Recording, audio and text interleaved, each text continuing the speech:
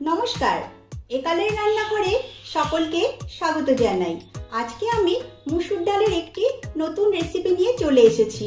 সেটা হলো হাতে মাখা মুসুর ডাল। আমরা নরমাল মুসুর ডাল ও ডাল সেদ্ধ প্রায় সকলেই খেয়েছি, তাই আমি আপনাদেরকে বলবো মুসুর ডাল এইভাবে একবার খেয়ে দেখুন, সকলের ভীষণ ভালো লাগবে। তাহলে রেসিপিটি শুরু করা যাক। রেসিপিটি ভালো লাগলে একটা লাইক করবেন আর আমার চ্যানেলটিকে সাবস্ক্রাইব করবেন। এই রেসিপিটি করবার জন্য প্রথমে একটা পাত্রে 1 কাপ মুসুর ডাল নিয়ে নিচ্ছি। ডালের পরিমাণটা আপনাদের প্রয়োজন অনুযায়ী বাড়িয়ে বা কমিয়ে নিতে পারেন। এবারে এই মুসুর ডালটাকে জল পাল্টে পাল্টে কয়েকবার ধুয়ে নেব।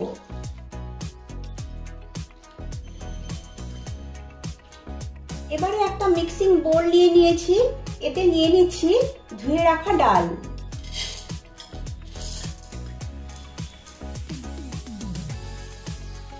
এবারে দিচ্ছি একটা আলু।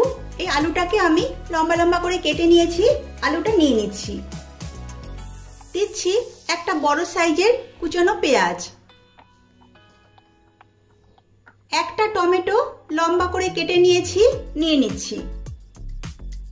দিচ্ছি 1 চামচ কুচনো রসুন, 1 চামচ কুচনো কাঁচা লঙ্কা, স্বাদ মতো লবণ, 1/2 চামচ হলুদ গুঁড়ো, সামান্য লাল লঙ্কার গুঁড়ো। এবারে অ্যাড করছি 1 টেবিল চামচ সরষের তেল।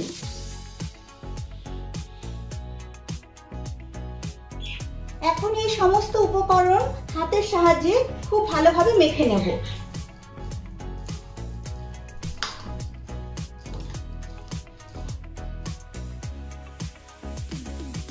সবকিছু খুব ভালো করে মেখে নিয়েছি।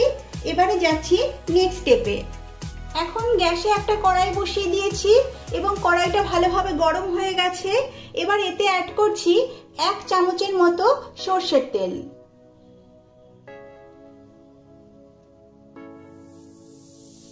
তেল ভালো করে গরম করে নেব। তেল গরম হয়ে গেছে। এবারে এতে দিয়ে দিচ্ছি একটা শুকনো লঙ্কা। এবারে এই শুকনো লঙ্কাটাকে তেলে একটু নেড়েচেড়ে নেব। এখন দিয়ে দিচ্ছি হাতে মেখে রাখা ডালের এই মিশ্রণটা। এবারে সব কিছু ভালোভাবে ভেজে নেব। এই সময় গ্যাসের ফ্লেম লো টু মিডিয়াম করে রেখেছি।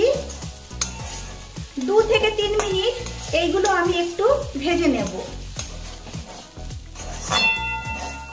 2-3 মিনিট ভালো করে ভেজে নিয়েছি। দেখুন, ভেজে নেওয়ার ফলে ডালের কালার অনেকটাই চেঞ্জ হয়েছে। এবারে এতে অ্যাড করছি 3 কাপ জল।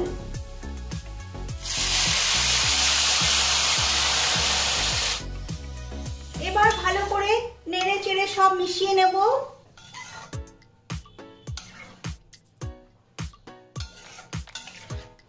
একটু নেড়ে চেড়ে নিয়েছি।